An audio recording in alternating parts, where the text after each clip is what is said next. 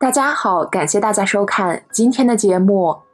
对于所有修行人来说，有两件事情不能等，一是清净业障，二是广结善缘。我们造下的恶业，身语意的恶业，会形成一种无形的障碍，这就是业障。如何消业障，一直是许多佛弟子关心的话题。最常见的放生、义工、诵经，甚至生病，都可以当作是在消业障。很多人觉得做的越多，就表示自己业障越轻，这其实是错误的。所以今天小编要来和大家聊聊业障减轻的征兆。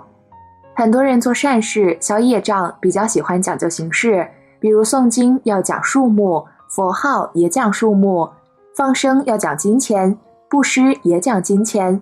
有人诵地藏经3000部，那是很了不起的，每部地藏一般要诵1个半小时，而有些人将工资除了维持日常生活外的部分全都拿去放生，每年放生好几万，救命无数条。那么这样业障就消除了吗？业障消除的标准是什么呢？很多人诵经因为求婚姻、求孩子、求爱情、求身体健康、工作顺利，而且也真的达到了。8苦中求不得是一种业障，但是求得了不代表业障就消除了。很多人说我诵经很多部，参加法会无数场，参加灌顶无数次，放生无数人民币，业障应该消除了吧？但真的是这样吗？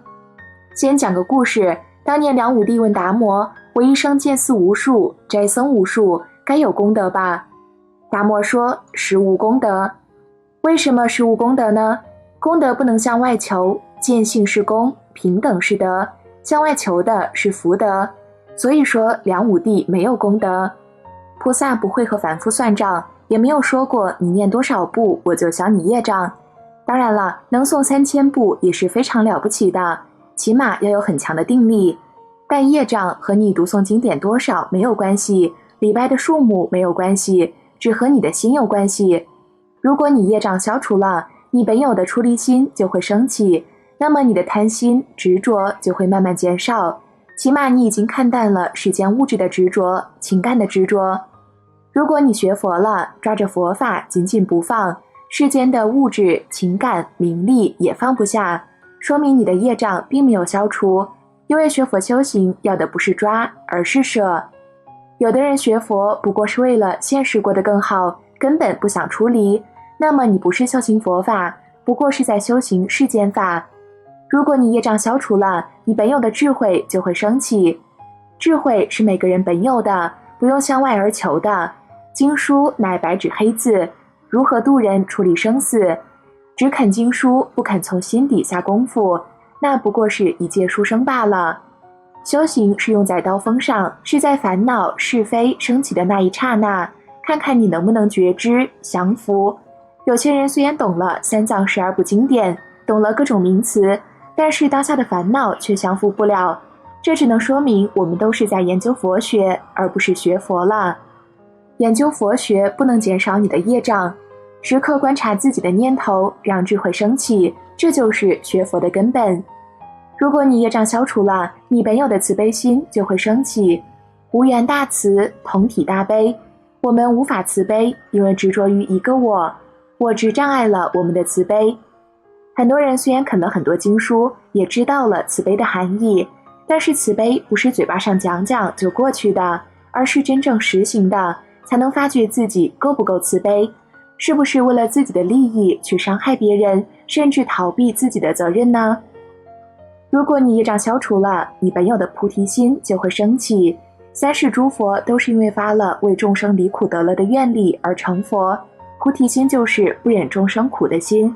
你发愿去救他们出苦海，你所做的一切都是为了救拔苦海众生出离苦海，这就是菩提心。菩提心是大乘佛法的精髓，佛教徒应该发菩提心，但这种心不是嘴巴念念，所有见闻者悉发菩提心就行的，而是要切实的去实行的东西。我们诵经时也懂得回向法界众生，但是也许法界众生对我们来讲只是4个字，简单念过而已，因为菩提心还不够。如果你业障消除了，你的恭敬心就会升起。业障凡夫都是看自己很了不起，看大家都是凡夫，唯独自己是菩萨的，而真正的菩萨则是看自己是凡夫，看别人都是菩萨。如果我们觉得自己很有修行，这说明我们业障并没有消除，只有看到自己没有修行时，那时你的业障才减轻。佛经中记载有个常不轻菩萨，大家知道吧？如果你本有的出离心、菩提心、慈悲心、恭敬心、智慧都升起的时候，说明你的业障在减轻。如果学佛后你越执着、越我慢、越贪心，那说明你的业障还没有减轻。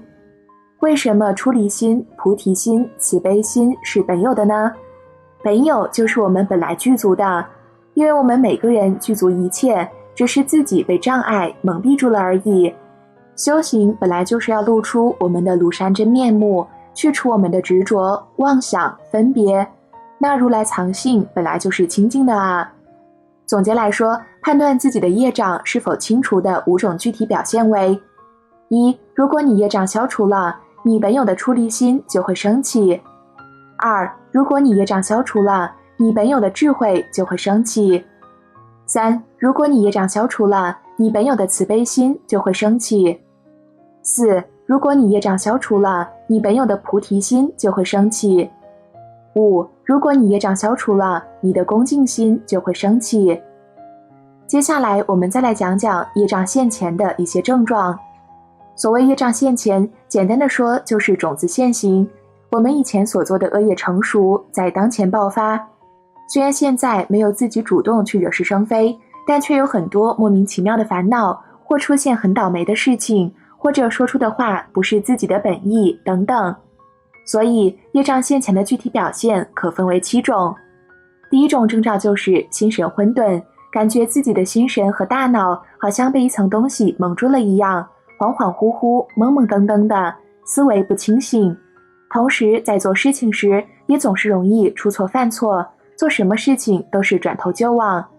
当一个人做事说话迷迷糊糊时，就很容易在不清醒的状态下犯下错误，出现危机，而这就是恶业要现行的一个重要征兆。第二种征兆就是无事而常起烦恼。我们在日常生活中碰到不顺的事情，都会产生或多或少的烦恼和愤怒生气，这是非常正常的现象。但是当自身业障升起时，就会出现另外一种非常特殊的情况，那就是自己没有遇到什么事儿，别人也没有对你说什么话，但自己就会无端的感觉心情烦躁、焦虑、悲伤、难过、痛苦。第三种征兆是见君子会感觉很难为情，心里不高兴或是抵触。对于业清净之人，当他看到君子的言行后，会升起喜悦赞叹之心，因为君子做事为善为正。但是当一个人业障加重时，他在面对君子时，看到君子的正行，反而会心生厌恶、不高兴，甚至是精神颓废。第四种征兆就是听闻正论而不快乐，这种业障与上一种相比就更加显著了。当出现这种情况时，不仅对君子产生抵触，就连听闻到佛法的道理或是正确的言论，心中也开始有不欢喜的心态了，这就是一种恶业的相状。第五种征兆，帮助他人反而被人诬陷。我们在做好事时，常常会担心一种情况，那就是在做好事的时候，非常怕这个被我们帮助的人，在得到我们的帮助后，不仅不懂得感激，反而反过来咬我们一口。很多人因为担心这种情况，就不再行善。当这种人不明因果，更不知道自己行善被诬陷，其根本原因不在别人，而是在于自己的业障太重，需要及时的消除。第六种征兆，夜梦颠倒。当业障重的时候，会在做梦的时候也体现出来。比如说，你在日常都是做着很对的事情，但是到了晚上睡觉时，却梦到了自己不该做的事。比如你平常都吃素，但是到晚上做梦时，却在吃大鱼大肉，这个就是夜梦颠倒。第七种征兆，妄言失智。当业障更严重时，除了晚上会夜梦颠倒，整个人的心智也开始出现了颠倒，说话语无伦次，胡言乱语，严重的影响了日常生活和人际关系。当我们业障现前时，就要明白这些都是我们往昔所做下的恶因成熟后感召的种种果报和感应。此时我们最应该做的就是及时的认清自己的恶业陋习，真诚忏悔，把自己的业障忏悔清净，如是才能够减少痛苦损失。好了，今天关于业障的内容就和大家分享到这儿了。